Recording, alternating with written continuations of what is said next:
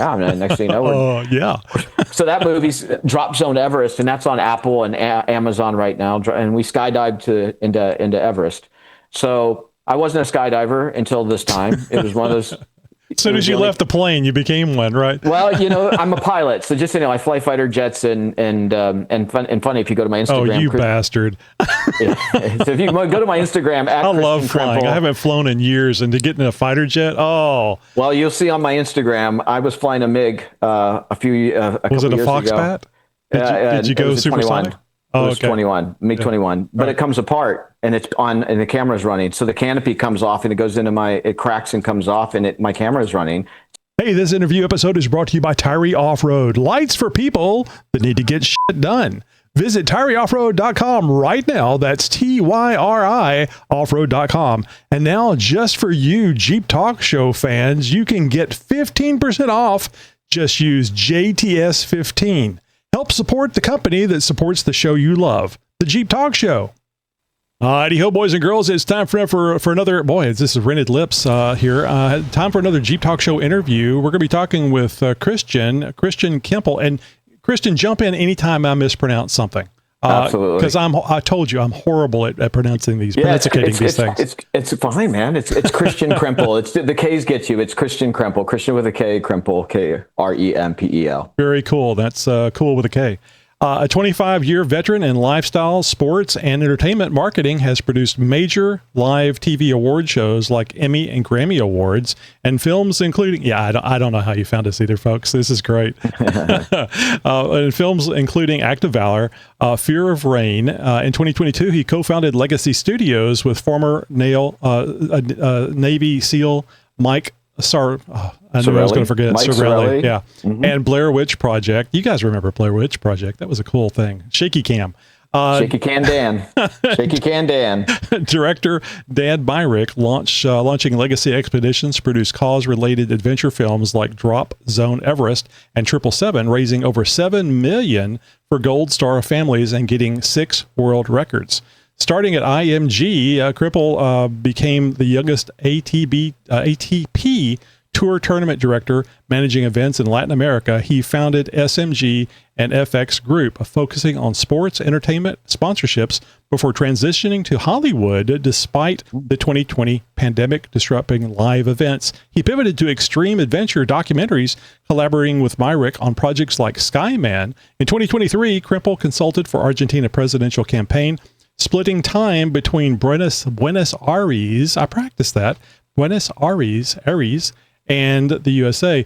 Thank you so much for being here, and I appreciate you guys contacting us. We usually have to go after people to get on the show, because we do the interviews. We have a new interview every week, every Friday. Well, it's spectacular, Philly. First of all, I mean, obviously, we're going to get into it, but I'm an overlander. I didn't know that word until 2022, but I've been doing it my whole life, and I love the outdoor community. So there's many people that we could talk to in the outdoor space I'm down with. Well, I piss off the overlanders because in the 50s, people had a station wagon. They threw their family in it. That's right. And they went overland. They took food and they went overland. Yeah, that's right. Well, I'm 57, so yeah, I wasn't born till the 60s, but still, I remember those days. No AC, and everything was an overlanding experience. If you kids don't knock it off, I'm going to turn this station wagon around. That's right. That's right. AM radio, only AM radio too. No Spotify or Apple or. Oh no, no internet at all. No. Oh God. Well, things have changed drastically. I mean, my God, you can even do you guys do the Starlink for internet connectivity worldwide? Absolutely. We took the Starlink with us on 777 when we were skydived all 7 continents in 7 days, and I needed something as the producer. That's part of my job, is to make sure we got comms and the batteries can charge. And so I did. God, are you not the tech guy? Are you? No, but the producer. That's why I say this overlanding community. You guys call it overlanding. We call it indie filmmaking, but it's the same. We're packing a bunch of portable cameras and gear into and taking everything that we can take with us to one remote location. You guys just call it overlanding. We call it filmmaking, indie filmmaking. Yeah. That's really interesting. You have a different perspective on this than I think most people do. It has to be nerve-wracking because you're investing a lot of time, not only your time, but a bunch of people that are with you, and you probably have investors or somebody that you have to produce results for. Absolutely. So this stuff is critical. So do you have a tech guy? I mean, I didn't mean to say that you're the tech guy, but sometimes these projects can be very limited in the amount of people that are doing it when they have to have multiple tasks. So you bring up a very good point. Specifically, we call it in the overlanding space or the adventure space. You're right, because of the nature of what we're doing. It's a small footprint. This isn't a regular filmmaking where you've got 150 people on set. It's 12 guys, and everyone's wearing multiple cameras, and everyone's a sound man, and everyone's wearing multiple hats, and everyone's downloading and uploading files and cloning drives on the plane in between. Everybody has to participate. Oh, that's going to be a nightmare. Because not everybody does what they're supposed to do. Not on our team. So my team's made up of the best in the world. I mean, we have 6 world records. My teammates are SEAL Team 6 and Delta Force and Army Rangers, and Dan Myrick, the best filmmaker in the world, going back to Blair Witch Project. So we've been doing this a long time. Our names didn't just end up on the special operations list as guys that might be able to do this. Mm-hmm. We're known for doing more with less, like going back to Blair Witch before you had all this mapping software and platforms, and it's the original social media. Was it digital? Were you recording on digital? It was analog. No, it was film? No. That, if you remember, it's going back to the days of VCRs and camcorders. And so Dan had this idea of using camcorders because everybody had one back then. Remember, they had the little 60 millimeter, the film in it, and everybody was carrying these big camcorders around. So it was like that was the time, and so it made sense to do this film where 3 kids go missing, and somebody stumbles on the camera gear and opens up the VCR viewfinder. Oh, that's right. I haven't seen it in a very long time. Well, you should. It's the 25th anniversary this year. So my God, I know, 1999. We're in our 25th anniversary, and we've got a new master cut coming out as well. So on Blair. So this was, and I know this is super techie. So this wasn't Betamax or VHS. It was the smaller little cassette. Yeah, that's right. So, and Dan also shot a good third of the movie in 16 millimeter, but that was in the original cut. But when it went to Sundance right beforehand, they just had to cut it down. The film was too long with this.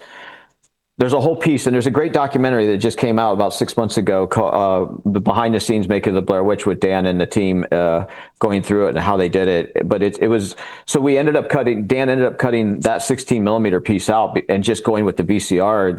Interesting. VHS tape. But they had to still convert it, to your question. He still had to convert it over to film and make a digital plate off the VCR because theaters could not play a VCR tape back then. Oh, so that makes sense. So it still had to go digital. So you did like a film chain thing. I did film chain in college. I thought that was really fun. There's only like one movie. I think we were just talking about this, Dan and I, like 6 months ago. Like, do you think there's anybody even left? He goes, yeah, I'm sure there's one company still out there, like making them, transferring the films over. But that was a $50,000 buy back then to transfer. It was more than the cost of the film. That's amazing. Yeah, Blair Witch was really, really cool. I enjoyed that thing. And it was done in a realistic way. What you would feel was real. You knew, or at least you hoped it wasn't real. Well, when it came out, I mean, and that just goes back to Dan and people using the resources available. So that was the original social media. There was multiple guys on 2 phone lines that were in these AOL chat rooms back then, and you could only upload like 3 seconds on a video back then. So that shaky camera of 3 seconds getting up and they were working the chat rooms for 24 hours a day for 365 days until it got into Sundance. So they had already built this audience, this niche audience. Oh, that's by the time brilliant. they built their audience because nobody bought. They went to send the film out originally. Nobody wanted it. Nobody paid for it. But then once he built that audience, it goes back to what you're doing here with YouTube, building your audience, making good content, and then somebody will come in and want to buy it if you decide to sell it. But by the time he built that audience over that next year of just sitting in these AOL chat rooms, uploading 3-second videos and building that, then everyone thought when it went to Sundance, it got bought, as you recall, and then it was in every theater. It's the largest grossing. It's the most successful film ever made. On return on investment, for $35,000, it did $281 million. That's just amazing. And you can't ever bank on that. Everything Well, we you have the do, whole last 25 years, but yes. but I mean, when you create something, it can be the best thing in the world. It is just wonderful. And then there's crickets.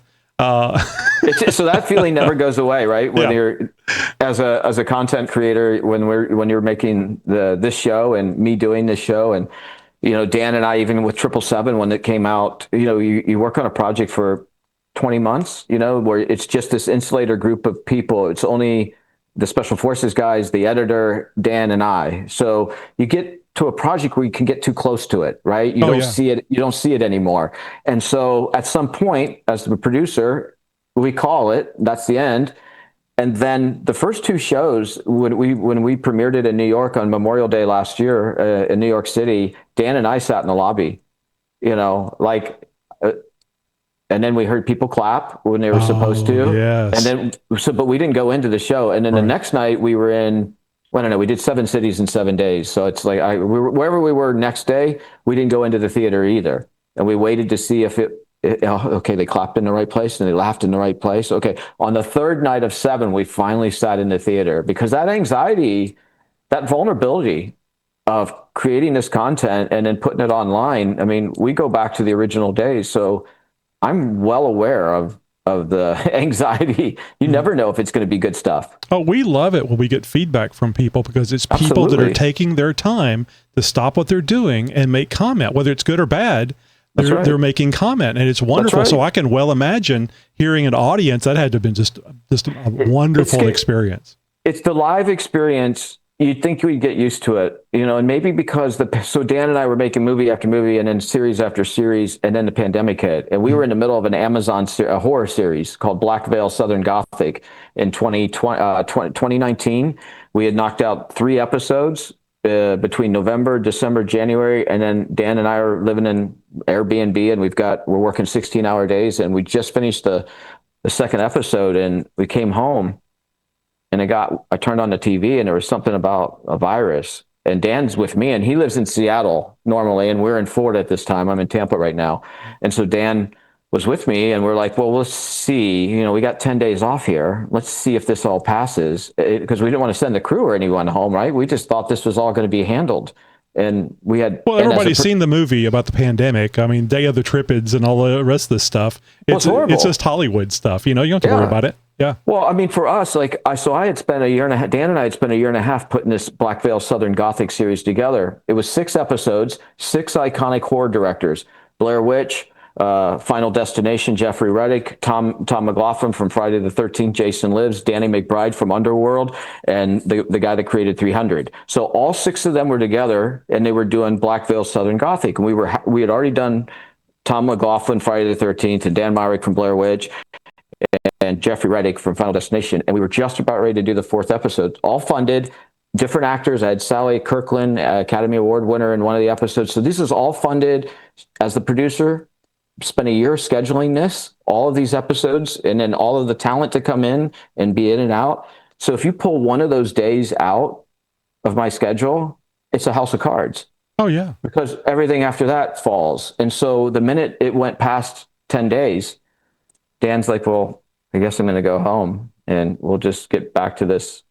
So I know it's potentially always a nightmare scenario, but how lucky are you to be involved in this stuff? I mean, don't get me wrong, you've worked hard at it, but you have to at some point, and especially with the successes.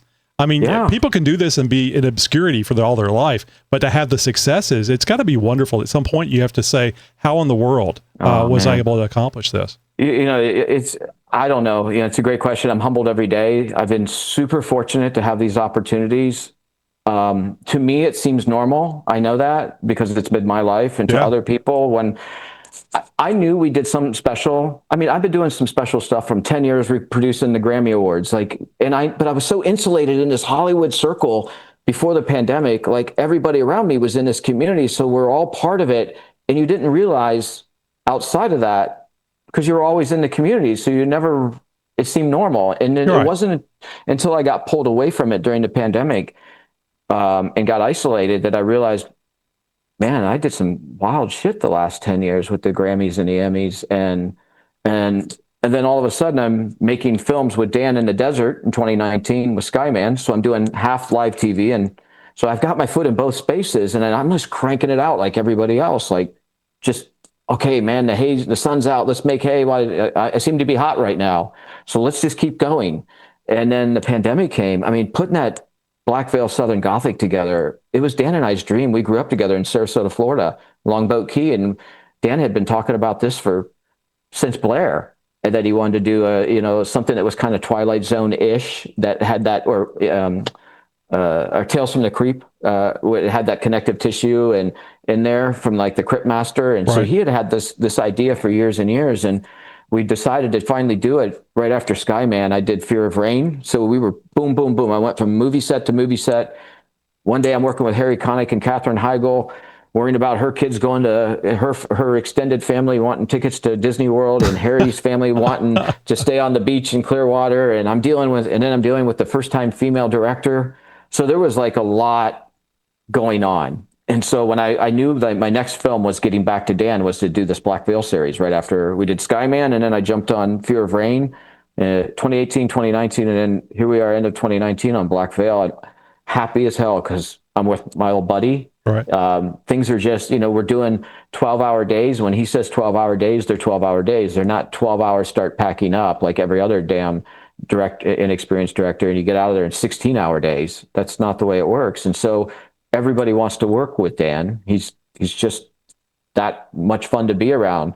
And I love producing for him. So here we were in the middle of this series that we'd worked on for so long, and it was just a sucker punch, just a. So I get in trouble with my wife rushing her to the answer. So I'm going to rush you anyway. Were you able to continue it, or was it just dead? Well, no, it's still out there. So yeah, I mean, I'd love to get back to it. It's something that Dan and I recently spoke about. Yeah, I'd like to, but here's 3 episodes in the can no one's seen. That was my next thing, is if anything had come out yet. No, I didn't show it, so we didn't know what to do with it. So this has to hurt your feelings, because you have this baby that you've created. Not the only one. But I mean, you want to get it out there, and then this thing happens that's never happened in the recent memory of anybody. No, it's never happened. In fact, I have insurance as a producer. I think your listeners would love to hear this, because we're all dealing when we're making content. You got to have errors and omission liability insurance. And so I had insurance on the film, of course, as a producer. But what I didn't have was an act of man. It had covered act of God, because there had never been an act of man before. And then once this was, so I lost over $5 million because it was declared an act of man virus, got out of a lab. And so the insurance companies, are always looking for ways not to pay. Of course. Yeah. Rat bastards. Right. So it just was like, and there was no federal bailout for us. It was just so painful to go through it. I pivoted during that time, and it's that old saying, in the middle of difficulty lies opportunity. Yeah. That's the strength. That's where you find your strength, if you can keep going. You just got to keep saying yes to everything, and that's a general rule of mine. So here we were, Dan and I, and 14 months, I'm in timeout for 14 months. And as a creative person, I'll bet you that was a nightmare scenario for horrible. you. Yeah. I mean, I had a relationship going into the pandemic, but it didn't make it out of the other side of the pandemic. I mean, I'm sure a lot of people were in that situation. The anxiety, the not knowing, well, you were gone most of the time. Yeah, and when you're together there 24/7. I was washing the cars every day. You're going to go out and wash the cars again? There's still paint on it. Right. There was some pollen that came in. Anything to get out of the house, right? Because here I am stuck at home now. Oh, I bet you are very much an outdoors person. Actually, overlanding is great for you, because it gets you out there. Yeah. It's perfect. And now with everybody with GoPros. Can you go any place and not film something? I mean, if it's just with your phone? Yeah, I mean, I that's the beauty. I mean, if I see, I'm not a director, I'm simply a producer. But I picked up a lot of tricks along the way, and I love working with content creators and just going out in a Jeep that day. There's always something to capture. There's always something special that I haven't seen. And every trail that I've been on with anybody that I've been with, it's always unique. Yeah, that's the beauty of it. This is something I've said multiple times on this show. Having a Jeep, especially if it's modified for overlanding or off-road, it's like having a superpower, because you can do things that the majority of the public can't do, or are too worried about doing it to scratch something or break something. and you get to see things that other people will never see. It's the best platform. My first car was a Jeep CJ7. Oh, nice. But it had a V8 in it. It was like, was it 304 or 302? It had I'm thinking 302, but I can't remember. Yeah, so it had a V8, and I did the headers, and I jacked it, and of course, I did all that stuff, and us Dan and I living in the beach in Longboat Key in Sarasota. It's an island. We don't see much mudding or much, but we would be able to mess around on the beach and sand and things like that. Like I never got to go mountaineering until later in life, like in a vehicle, because we grew up in the beach. Right. We did do a lot of mudding and hurricanes. Yeah, hurricanes are fun. And actually, hurricanes never fails. See, I'm in Southeast Texas, so I definitely know about tropical weather and hurricanes. And actually, I modified a Jeep Cherokee, which is the first Jeep I ever owned. Still got it in the garage. It's over 25 years old. It was my daily driver up until 2021. Well, that straight six? Is that the straight six? Oh, yeah, it's the 4.0. Yeah. And AW4 transmission. Mm-hmm. I had that one. I know I had the same one. Reliable as hell. I had to put a new transmission in it, but... Yeah, I had to get it rebuilt, but I had it rebuilt with stall speed and heavy duty plates, the whole 9 yards, because it's 4-wheel drive, and I got the larger tires on the thing. But anyway, the reason why the XJ got built up is we were threatened by Hurricane Rita, and I mean it was Category 5, it was coming here, and I thought to myself, I've got a 4-wheel drive, I-10 is blocked, you can't get out of here. The gas stations don't have gas. And I have a 4-wheel drive that I can't use to get my family out. And so the whole thing started because of the threat of Hurricane Rita. Fortunately, it was kind of convenient that they didn't mention that when it's a Category 5, it tears itself apart. Because and then it'll break. It's also very violent to us, it tears a lot of other things apart too. Before it hit, I think it actually dropped down to a 2 or 3, which is still bad. But it was terrifying especially with your family and small children. So anyway, the whole thing started for us, for me and the Jeep, is because of Hurricane Rita. I mean, we had the Cherokee, but I hadn't lifted it and put bigger tires on it. So a Jeep can not only be an adventure item, it can be a lifesaver, and that's what a lot of people don't understand, because it can get you out of harm's way. Yeah, I have the Jeep platform. It's nice so the one you have is also a 4-wheel drive as well, right? Or is it the 2-wheel? Yeah, you're digitizing a little. The mic's digitizing. Oh, sorry about that. Never can tell about the internet. Yeah, I don't know if you heard it, but so for me, it was like that car, my very first car, it was a 4-speed. Of course, it wasn't the best on an interstate, but I didn't take it much on the interstate. I lived on an island, and just all the hurricanes and tropical storms we'd get 3 foot of rain, and I could go through anything. And I've been through so many cars and trucks in my lifetime now. That is the best platform. Yeah, the Jeep platform. We're hoping we're hoping that they're going to get their act back together again. Yeah. Well, we've talked about that quite a bit here on the show. I think the biggest problem is it's Europeans running Stellantis, and they don't understand. They have no idea about the brand, right? Yeah. They turned it into a widget, and they just jacked it up because they did bad investments on other properties, and they thought they just throw another $20,000. I mean, I love the Wagoneer, but what is that? $110,000? Nice. Yeah, it's more than my house when I bought this house, the brand new house. Yeah, it's not. Yeah, that's not. People in the Jeep community. I mean, I think the Wagoneer at $70,000 to $80,000 is doable. That was like back in the day, I think it was around 50, 55, 60 when we were younger, maybe 25 years ago. Mm-hmm. But no one's paying that. And I think that we want to see that Jeep brand come back. It's just so iconic. And we use them a lot on set. So do you use actual Jeeps, or the thing I call Jeeps in name only, Ginos? Jeeps in name only, yeah. Like Renegades, Compass. Yeah. So that version of it, that platform, What do you guys use? Wranglers, Gladiators? Gladiators. We've used a number of Gladiators. I would imagine Gladiators would be very handy with all that storage space. Absolutely. And the beauty of traveling with the gear nowadays is it's gotten smaller and smaller, like everything. Back in the day, I think we proved that on 777. Just the majority of that film was shot on 2 Panasonic GH6s and GoPros, and it feature film. Incredible. What is it? 28 years later, I think, was shot on an iPhone or more than one iPhone. That's amazing. and of course there's certain apps you get in there. It's just, there's lenses you can attach to it, but Right. the capabilities that going back to Blair and the VCR, and you had to carry that around. And we did that though. Everybody went to Walt Disney World or the theme parks and they had their camcorder in their bag and their batteries. And this was common.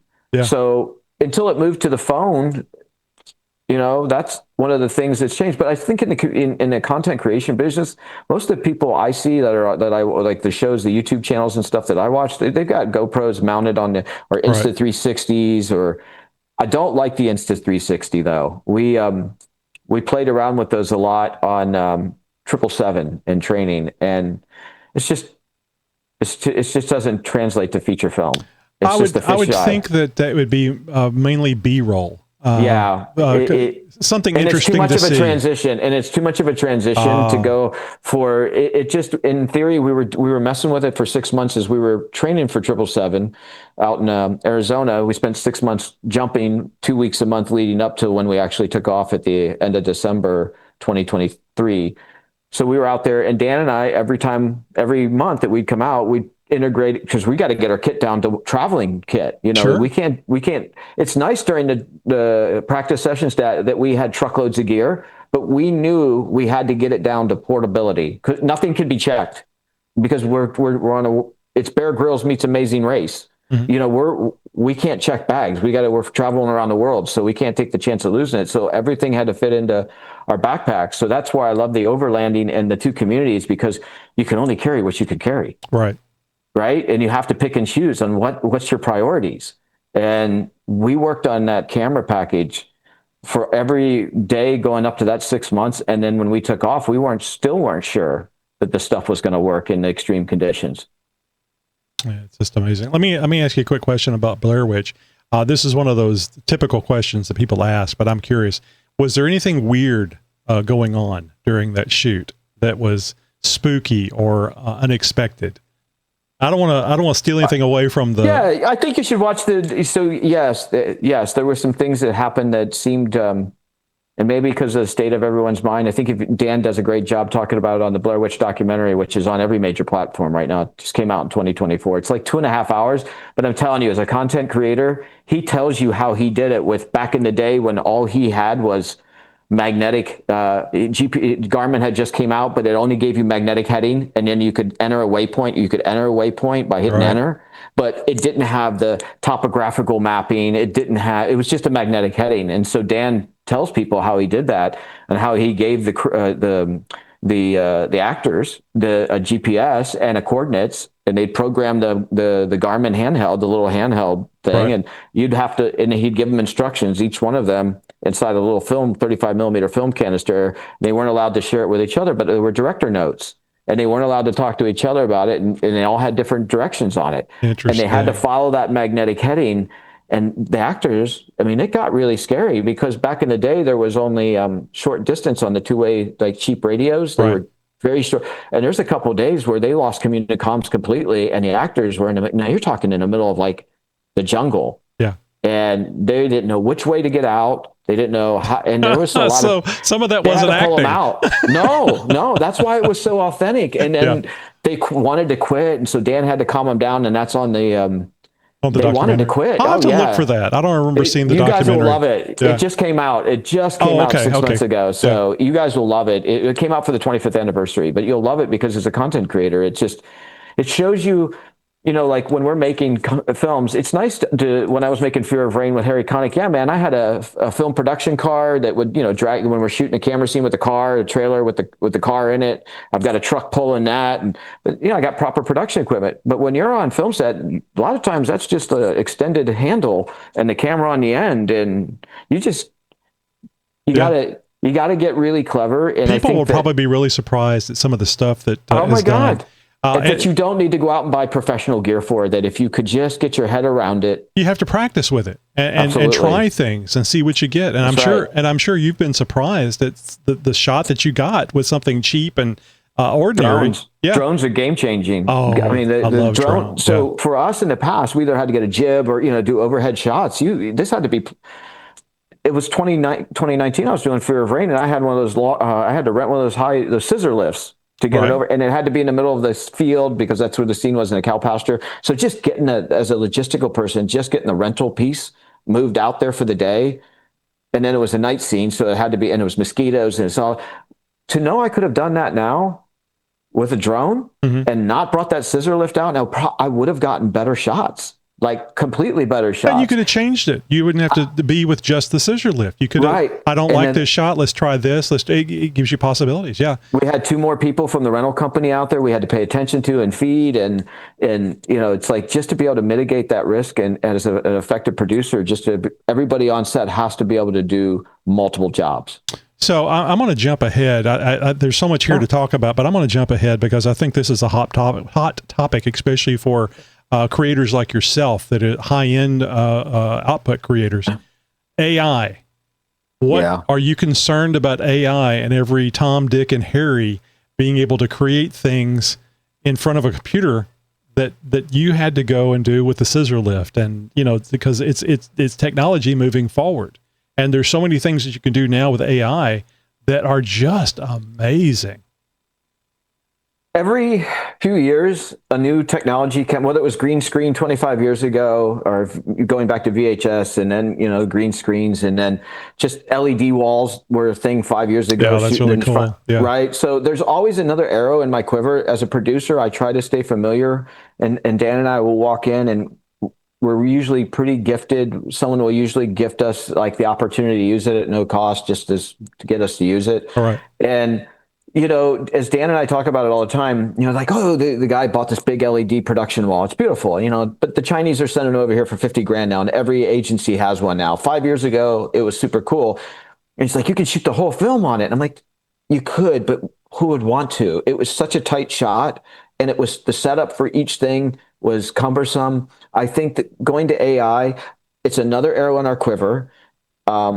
Yes, I think anybody now can tell a story, but effective storytelling, AI is never going to be able to tell the effective storytelling, the personalized storytelling. It's never going to be able to do that. And it may be able to create content, but we as consumers now, it was kind of cool when we first saw it, but like anything, it gets overused. And then there's a drift back to organic filmmaking and practical effects.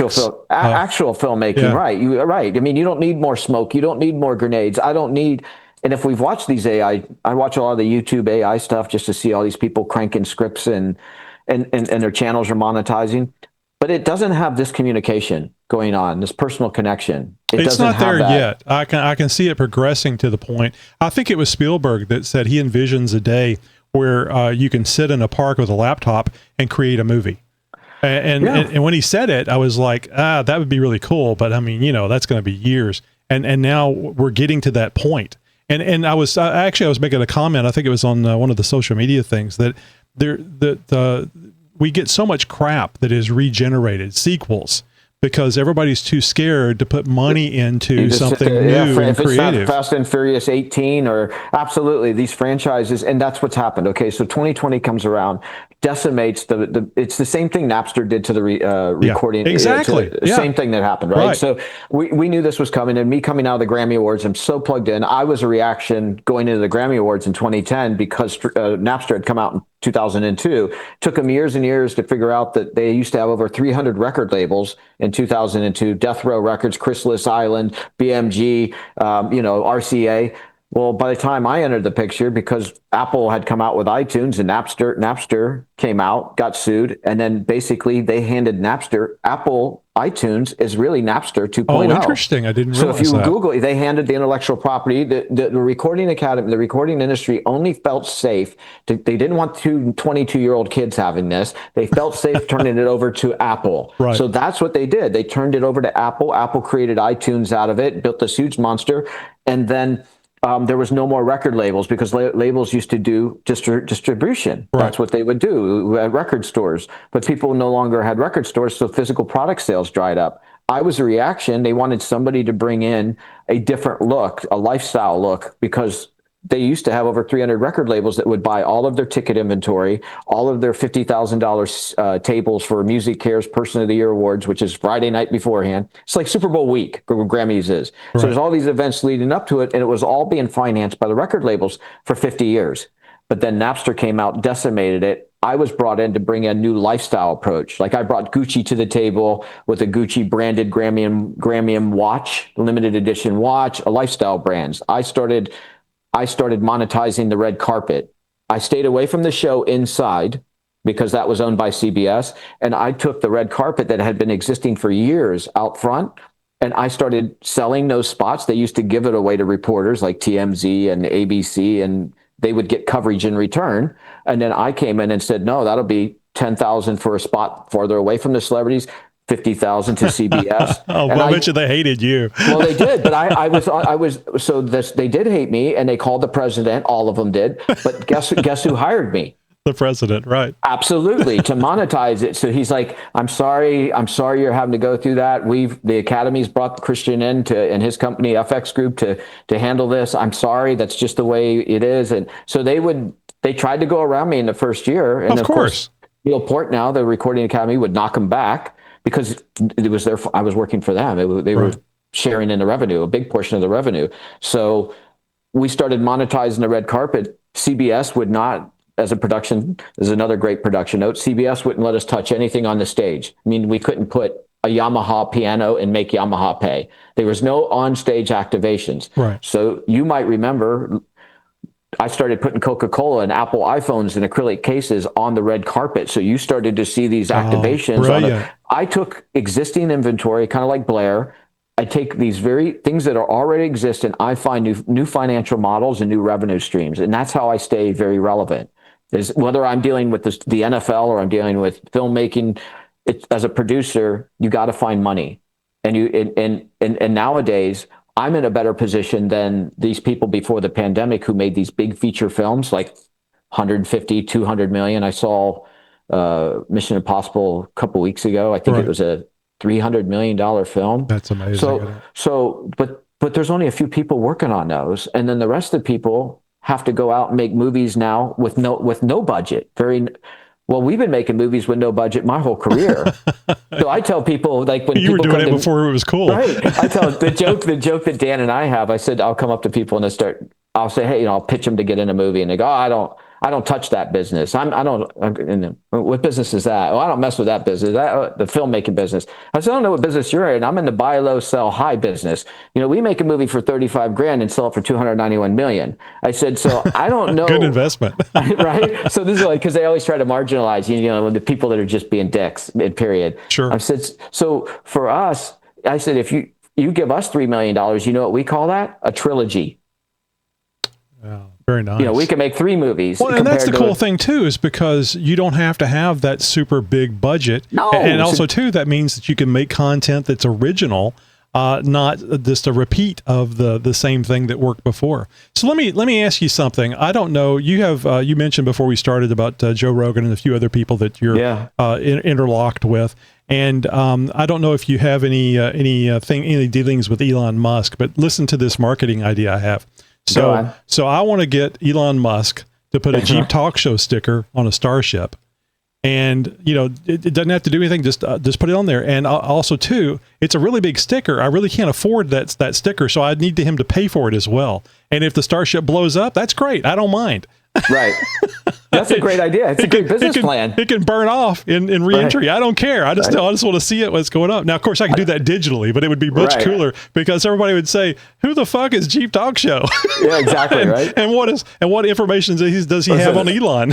We'll get out there on the we'll get out on base, and we'll give me one of those stickers, and we'll do the old squirrel technique. Hey, take us out and show us the rocket. Squirrels. Now slap that sticker on there. Get a couple shots.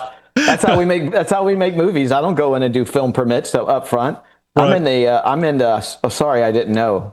Oh, I'm sorry. No, we're not making a movie. It's family. We're just shooting family albums. Yeah. There's all that way I don't do the film permits, and I don't go in and go through ask the county permission. So I don't know if this is the direction you wanted to go in this conversation, but you've mentioned 777 a few times. Can you tell me more about 777? Yeah. I mean, it's our most recent film. Well, most recent expedition film, big expedition film. So in 2022, when we got together to form Legacy Expeditions with Mike Sorelli, SEAL Team 6, Andy Stump, these are well-known guys in the community. They all have their own podcasts and hundreds of thousands of followers.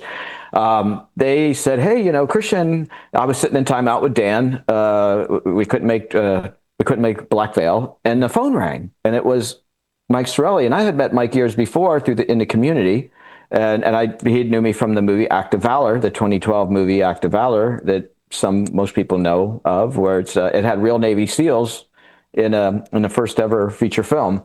So he's like, hey, listen, what are you doing? While we're sitting in timeout, he's like, well, I got this idea. We want to raise awareness for veterans, and at that time in America, it was just very disconnected with military veterans with the withdrawal of Afghanistan. And he's like, what a nightmare. It was horrible. It broke all our hearts. I go back to the original Horse Soldier story, going back. I'm here in Tampa with U.S. Special Operations Command, SOCOM. So for me, it was heartbreaking. And he said, listen, we got to just make sure these legacies don't die. And there's a big loss of life called Extortion 17, where we lost 33 SEALs and special operators going into, after Marcus Luttrell. So that's a big loss. The Navy SEALs are special people. Largest loss of life in special operations history on Extortion 17. And the 10-year anniversary was coming up. And Mike said, I want to do something to honor him. And you're the only producer I know. And would you and Dan Myrick from Blair, would you guys be interested? So yeah, and next thing you know, yeah. So that movie's dropped Zone Everest, and that's on Apple and Amazon right now. And we skydived into Everest. So I wasn't a skydiver until this time. It was one of those. As soon as you left the plane, you became one, right? Well, I'm a pilot, so just I fly fighter jets and funny if you go to my Instagram. Oh, you bastard! So if you go to my Instagram at Kristian Krempell. I love flying. I haven't flown in years, and to get in a fighter jet, well, you'll see on my Instagram. I was flying a MiG a couple years ago. Was it a Foxbat? Did you go supersonic? It was 21, MiG-21, but it comes apart and it's on, and the camera's running. So the canopy comes off and it goes into it cracks and comes off, and my camera's running. It's on my Instagram. Actually, it's the last video I uploaded. And it went into my air intake and my flame out. And and I still had the camera rolling as a producer because I knew I was going to die. And I got one hand on the stick, and because I knew they're going to blame me as pilot error, because they always do. Yeah. Fighter jets don't come apart, right? They're made to do this. And I'm hammering this plane, putting it through hammerheads and rolling it. Oh, gee whiz, what amazing. And it just comes apart. So, I'm like, one of these things, after that happened, Mike calls me up and he's like, well, we're going to skydive into Everest. I go, I'm not a skydiver. And he goes, well, don't worry, we'll train you. I went, okay. So, because I'd been sitting in timeout for 14 months. I'm like, yeah, I'm totally down. Sure, it sounds great. Right. So, no social distancing on Everest? How do you keep the mask on? The oxygen mask, right? No, so the one that, that everyone had to wear during COVID. Oh, shit, we didn't do that. That's what I said. There was no social distancing in Everest. No one's policing that. And I'm like, so we go over there and do that. I think we're one movie and done. Like, we're going to do this. This is great. It's a great experience for me. I get to work with Dan. And as soon as we finish that movie, Dan's in edit and post, and like 3 months goes by, and I'm thinking we're going to get back to Black Veil, still dreaming that that's going to happen. And then Mike calls again, and he's like, hey, Kristian, I got this great idea. Nobody in history. So when someone frames, this happens to me a lot, just so you know that. It happens to me a lot. I get a lot. No one's ever done this in history. So no one in history has ever skydived all 7 continents. Not in 7 years, not in 7... And he goes, I think we can do it in 7 days. It's called the 777. It's the Holy Grail. And he got me at Holy Grail. He goes, it's the Holy Grail of skydiving. And here I am, like, not rookie, but I got out. He goes, we can set world records. I'm like, I'm in. I'm in. And I called Dan. I'm like, Dan, we're getting the band back together. We're going to skydive. And Dan just goes along with everything I say. Yeah. I'm like, Dan, we're going to skydive all 7 continents in 7 days. He goes, I don't know what the fuck we're going to do, but I'm in. But so we started training, and we did. We took off December 31st in 2023. We landed in Punta Arenas, Chile. Myself, Andy Stump, Logan Stark from Black Rifle Coffee, former Recon MARSOC guy. Black Rifle was a big sponsor for us. Folds of Honor was our charity. We raised $7 million for Folds of Honor Foundation. Peter MD, big sponsors across the board. Frog Fuel. And it was Andy Stump, Jericho Denman, Mike Sorelli, Mike Baker, just a list of all-star, 9 former all-star tier operators, first tier operators, SEAL Team 6 and Delta, like the top of the, not just SEALs, SEAL Team 6, Dev Group, and Dan Myrick and myself and our cinematographers. So 12 of us total. And we landed in Punta Arenas They wouldn't let us. They made us do 3 negative COVID tests because they were scared my SEALs were going to get the SEALs in Antarctica sick. Oh, okay. So we had the negative. I'm just so stupid. So jam the nose 3 days in a row. Of course, put that group of guys around, sitting around with nothing to do. The liquor starts flowing. We haven't even started jumping yet. We insert into Antarctica. Shit weather, and we're sitting in 2-man tents. We're living in 2-man tents. There's no infrastructure down there. We were in 2-man tents with vodka and parachutes. And it's you can Google it online. You can see 777 online, and I mean the outtakes. So 6 days, it's weather shit. Finally, on the 7th day, when the transport's coming to pick us up, that's when I knew it was meant to be. Finally, on the 7th day, there's a break in the weather. 3 hours before 3 o'clock in the morning, 4 hours before the transport plane's landing to pick us up to take us to Chile, we get a break in the weather. We jump at 3 o'clock in the morning. First jump done. Take off to Punta Arenas. Second jump, Santiago, Chile. Up to Miami. Third jump. Fourth was over to Barcelona. And now we had an FAA outage that day, so we had to. You'll see, there was an FAA shutdown of the NOTAM system. So of course, right when we're landing from Santiago, so the SEALs community comes together, and we get one of these defense contractors and a good American to loan us his G550 Gulfstream jet, because we're doing this for the community. Right. And it just happened to be the shit timing. But it shows you the ability of producers and a good team to find a solution. Well, yeah, right? you have to figure it out. You can't just say, let's go home. Yeah. If that would have been a Hollywood director, they would have called their agent. And if that would have been anybody else, they would have called their agent. They said, get a hotel room, because they shut down the whole flight system, and you guys will get back to it when it's safe. No, we didn't do that. Dan, there was no insurance on us.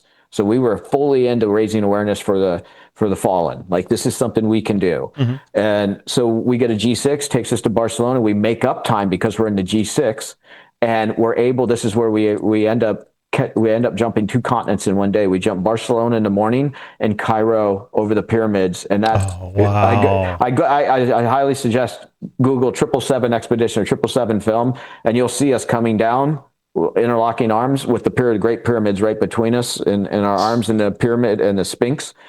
And then we jumped 2 continents in one day, went to Abu Dhabi, Perth, Australia, and we officially set 4 world records, 7 skydives, 7 continents, and we did it in 6 days, 6 hours, and 6 minutes.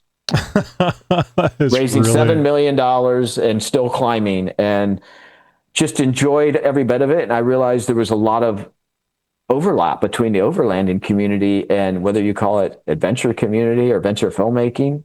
It's the things that we have to talk about here, about what we're taking out on the trail. We have to have the same conversations to go on a film shoot. Like they're the same. Yeah. Especially with everybody out there making content now. It's just, I didn't realize, like, getting stuck or out in Skyman in the desert. We got in that sugar sand, and I had bought some of these big orange boards out there. Right. I was digging for 35 to 40 minutes, sweating my ass off, and then still had to find the board after we got out. It had dug its way down. And as the producer, this is the beginning of the day. I'm like, oh my God, I got, I got windstorms I'm dealing with out there and canopies flying. And so then I come across this company that I'm working with now, Truck Claws. This is perfect. I was just going to direct you over to the Truck Claws. I wanted to get that in. Yeah, it's one of those symbiotic relationships, because so they make the most easy recovery device ever. It's portable, it's affordable. I mean, I spent like $400 on those orange boards, and then they were so bulky. And then so I bump into the guys at Truck Claws. They happen to also be the official Truck Claw of Special Operations, and so I'm over at the Special Operations Week in Tampa last May. So when you say special operations, is the military using these? Is that what you're saying? Yes, yeah. So Tampa is home of U.S. Special Operations Command, SOCOM. All this is home right here of all Special Operations Command, Tampa Air Force, MacDill Air Force Base. We have, so command is here, SEALs, Green Berets, Space Force, JSOC, Joint Special Operations Command is all based right here. So every big defense contractor, from Lockheed to anybody selling anything to the military, has an office here because they're serving the command. Right. And this is where all special operation, all the contractors are here. So they all have offices here. And so there's a big week in May called Soft Week, Special Operations Force Week.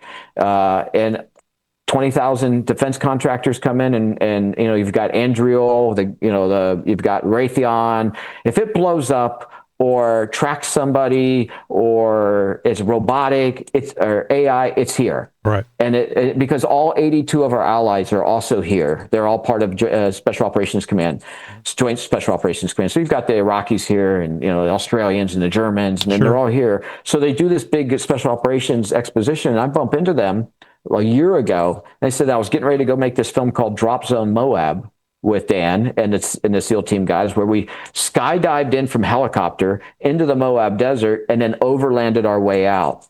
Well, that's on the YouTube right now on my page. And the skydiving went really well, but the overlanding didn't. It was a catastrophe. So that's when I'm like, we got to get better at this recovery stuff.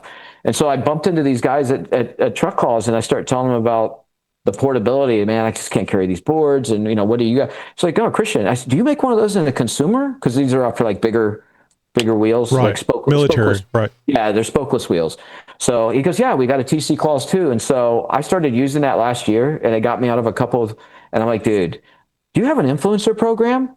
No. What is that? I'm like, we need guys in the overlanding community, listeners who are out there. We're looking to build. We've got a new program at Truck Calls. You go to truckcalls.com, or you can reach out to me on Instagram or LinkedIn.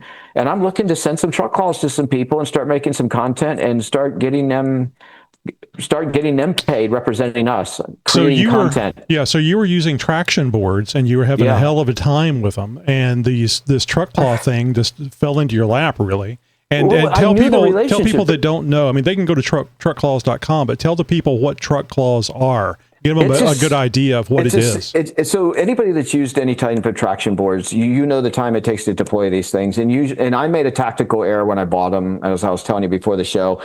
I threw them in the bottom of the trick to pick up, and then we loaded all the camera gear on top of it. And I didn't think about it, teachable moment.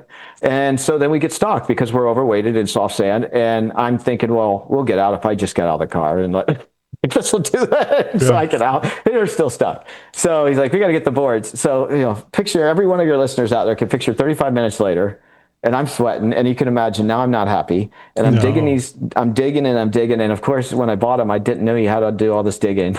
And I did it. And I just thought they were magical boards, and you stuck them this is how underneath. you learn. Yeah. A teachable moment. Right. And so it took me a long time, and we got stuck twice that day just getting out. And I was so upset that I was on the lookout for another device when I came across the Special Operations Week, and they go, yeah, we have this device. It's 60 seconds. It claps. It's like straps that go around your wheel, and it's a piece of aluminum. Kind of goes through the little holes in the wheel. Right. Yeah, that's right. It's a piece of aluminum, and you just kind of drive. It's 60 seconds. You can slap this thing on. I give it a little gas. And you put more than one on, right? You can. You don't need more than one. Oh, One's really? fine. Oh, that's really quick. Yeah. 60 seconds. We'll get one out to you after this as well. We'll send you one as well so that you can talk about it to your listeners. But it's 60 seconds. It slaps on. You edge out. It grabs that big piece.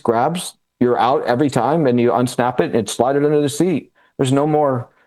I got to get back up and get a shovel. Well, it's small too. It's not this portable, huge thing and there's no work involved in it other than strapping it on. That's right.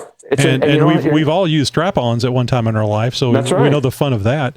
So this is really cool, and it's very small, and this really sounds like a good military thing. So small and easy to transport. Yeah. And they weren't making anything until a couple years ago for the consumer, and they came out with this TC2. So they're on all the Humvees, just so you know. This is like what they have on like their bigger trucks and their dualies as well. The big boys with the dual dualies in the back. This is one in every special operations truck. And so they started making the consumer one, which I had and took with me out in the desert. And I was I'm giving one to Tim Kennedy, a buddy of mine, a Green Beret as well. I'm going to have him test it out, but it's incredible. So I said, we got to do the overlanding community. He goes, well, maybe you can do that. And I said, absolutely. Let me start talking about the adventures and connecting the two and content creation. So I'm starting that program with them now. I'm looking for content creators and sending some truck calls out. And I want to see some people, put them through the paces. How long has Truck Claw been around? I mean, at least it's won 4 SEMA awards, 2 Best Design awards. So it goes back to 2017 is when they came out. They've been around for the military, but for the consumer. Yeah. It came out in 2017 for the consumer, and it went through a number of iterations. And so now they're also coming out for one and they hate when I mention it, but there is going to be one that's much smaller profile that'll be able to use on a car. Yeah, that's good. No, that's good. So what would you, I mean, you mentioned sand. I would imagine that mud would be another thing. So we have a great video that we were doing. I was doing one of these Spartan races, those adventure races, and it was in the middle of the mud, and we pulled out the iPhone and we strapped one onto the Spartan truck, and it was like 2 foot of mud, and this thing just catches and right out. Took all of 60 seconds to strap it on, and you weren't standing in, you weren't digging mud and standing under and trying to find the boards, and just the incredible, like anybody that's making content or wants portability or affordability as an indie filmmaker, as I told you, I'm always looking for things that space is a premium for you. Always on everything. And if you're on a production that it isn't, then you're on a Tom Cruise production. But space is a premium, and I'd rather use that for food or gas or water or audio, video, the stuff that's important. That's right. Not on something that may mitigate risk. And so they came on board, and they're also, Truck Calls is doing a lot with the U.S. military and giving back. And with 777 is going to be out on a major streaming platform. I hope by the end of the year, it'll be one of the premium ones. And so there's a lot of buildup around that. But right now you can catch Drop Zone Everest on Apple and Amazon. And you can go over to my YouTube channel at Kristian Krempell and see Drop Zone Moab. It's only 22 minutes, but it's a compact 22. And any of the Overlanders, one of those, we got stranded in the Overlanding version. So 50 miles. So the Green Berets and the SEALs, the best planners in the world, they were great at the whole planning, of course, the ego, right? So they were great at planning the skydiving part, but nobody really planned the overlanding part. And of course, he ignored the data that it was given to him, the lead driver, and he decided to take the road that had the big boulders on it. So his brand new Ford Bronco, 120 grand, cracked its transmission on a big boulder, and then he had to abandon it for 4 weeks, and it cost him thousands of dollars to come back and recover this thing. So not bad. It's just funny that they're all teachable moments, even for the most elite soldiers in the world. Thank God we're all human, but it really is the experience. And also to the mindset. I mean, I think you very much have that mindset of, and I'll get some heat on this. It's men getting shit done. Basically what it boils down to. I hope you don't get heat on that, because at the end of the day, AI and all this stuff, that's great, but somebody has to get something done for AI and all these other cool things that are automated to do their job. And somebody has to connect the dots. And I think that's usually me, right? Someone has to pick up the phone and get a director. Someone has to get funding. Someone has to tie this together. The distribution deals have to be done. Coming on your show, I reached out to you. There's no shortcut to telling a good story. You want to get it out there. This is what you do. You create content. So much better than AOL sending 3-second videos. But at the time, I'm telling you, that's what you had to do. Oh, and I'm sure it was amazing. And I forgot about this. You remember when Star Wars came out, right? Yep. So there was no video advertising. It was all radio. So it was like, what the hell is a Death Star? What the hell is a Death Star? Who's this guy breathing? Is it Joe Biden? He's sniffing somebody, No. There's no preface. It's amazing. And so now that it's so true, like back then, it really sealed the deal when the missing posters started to come out on the after a year, and then it got into Sundance. That's where the big money got behind it at that point. And then they started. Remember the milk crates they would have back in the day that had missing people on the side. Yeah. So they bought the missing posters as well. The distributor did. So they built that myth. That they took that story, that curated content where this was real. And they perpetuated that. It became the most successful movie.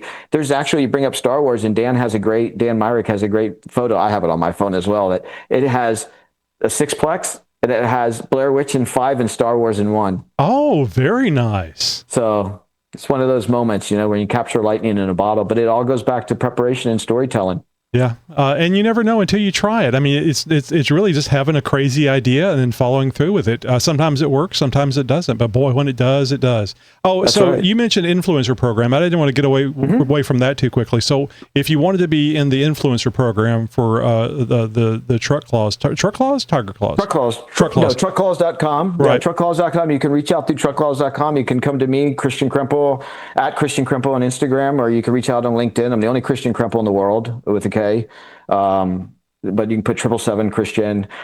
Yeah, I'm looking for people. I want to form a team of like good 24 people that I can get some truck calls in some hands and start making this some should content. be good for any Jeep. I mean, as long as you don't have like center lines where there's no holes to run the strap through. Right, so it doesn't matter if it's a TJ, a Gladiator, that's right. LJ, anything. It works on anything. On all of them. That's right. I'd love to get some in some hands and I have some videos of some people sending them back and start creating some stories and get the word out, blow up. You know, the more we contribute to each other's platforms, I have great stories. You have great conference. And together you can elevate the mission, you know? Right. All right. So I have to ask you this simply because I have an interest. And of course, now we know that UFOs are real. Do you have anything in mind, or maybe something in the works having to do?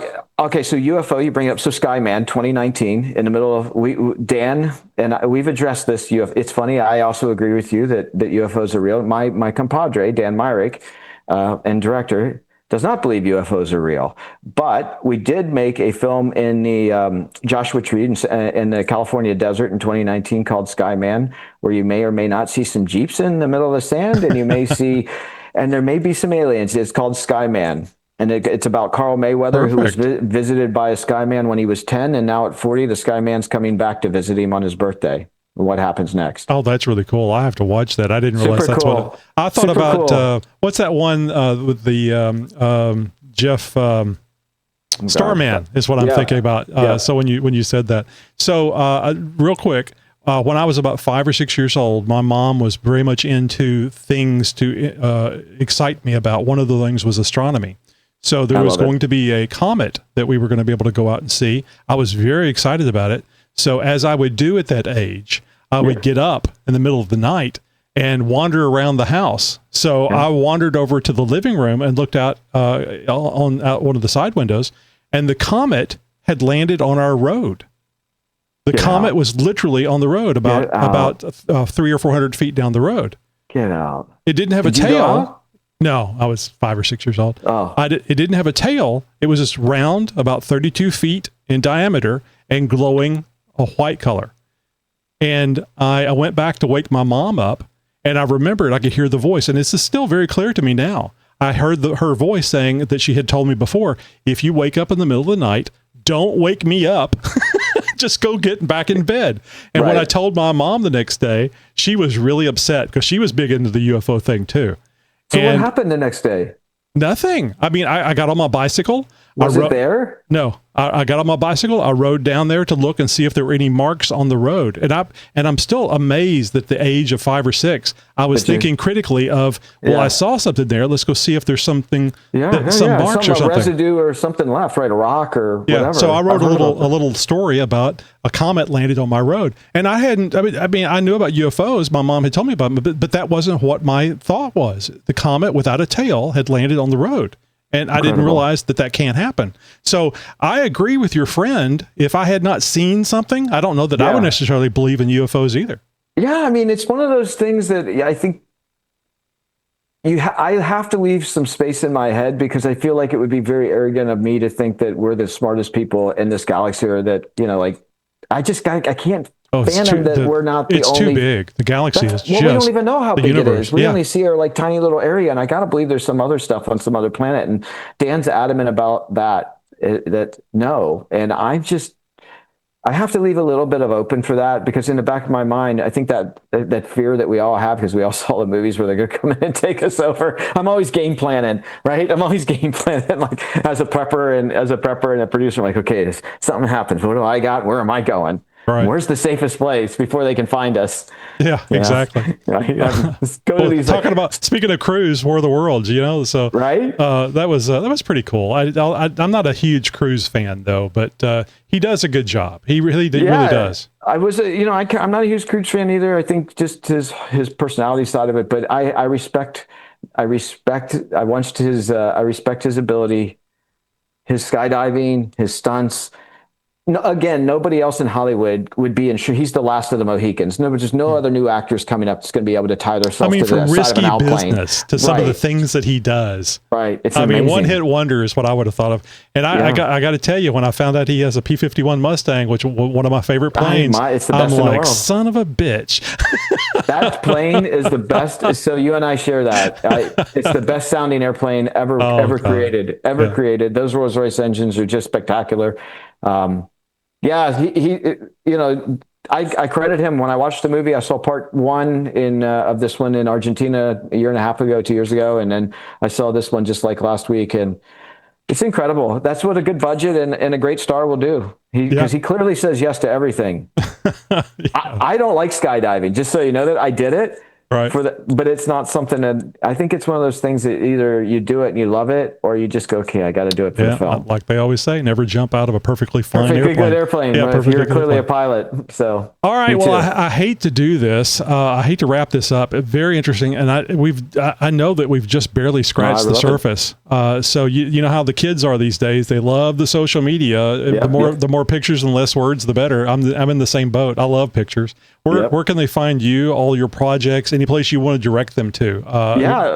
You could go to legacyexpeditions.com, and we've got everything from we've got all of our previous expeditions on there. You can watch content from Iceland and when we jumped to Reykjavik and the volcanoes, all of our stuff. So legacyexpeditions.com. You can come to @Kristian Krempell on Instagram. That's with a K, Kristin. And you can see some of my personal videos from around the globe, and as you can see the MiG coming apart in real time, which is interesting. So you did survive that. I'm here, you didn't right? die. You didn't die in the thing.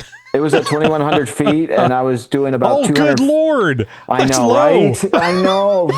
So you get that's it not as a much pilot. Recovery time. 240. I was going on the airspeed indicated, and too fast forward to eject. I wasn't going to clear the tail. All of this had to happen in 8 seconds, and I made the decision that it was just going to be a fiery crash, and I pointed it for the 6.2 miles away was the nearest runway. I declared a pan, please assist now. I didn't want to say emergency because I knew they were recording it, and I didn't want to be my last words being a pussy going out on this earth. So I said, pan. I remembered, please assist now. It's one half step removed, and they cleared their airspace, and then you can see on the video, I hold the camera and while I'm one hand on the stick and the other hand between the throttle and the camera. Always the content creator, even during death. Because if I was going to die, I had one of those iPhones that had the, you can stick your finger through. So I was going to pull and then record the whole ejection. And I was like, well, I'll probably be dead, but at least it'll be content all the way to the end. Yeah. That's just amazing. Thank I have God to look I for didn't that. have to do that. But yes. just being able to fly a MiG-21 fighter jet, that's that's so cool. I've been very blessed. I've been flying since I was in my early 20s and just come from an aviation family. Mm-hmm.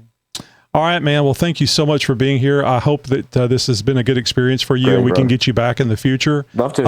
And just really appreciate your time and all the things you've done. You've given me a lot of things to watch because. And you know this, there's so much entertainment out there. Sometimes it can be overwhelming to find good stuff. Even for me, I have difficulty finding my own stuff. But go on Apple or Amazon, look up Drop Zone Everest. It's only 106 minutes. It's only an hour and 6 minutes. And then 777, Google that. And like I said, we've got Skyman. Take a look at Skyman. You'll love it. Yeah, got to look at Skyman. All right, man. Thanks a lot for being here with us. And we'll hope to see you again really soon. Broadcasting since 2010. You're my friend. You're my new friend.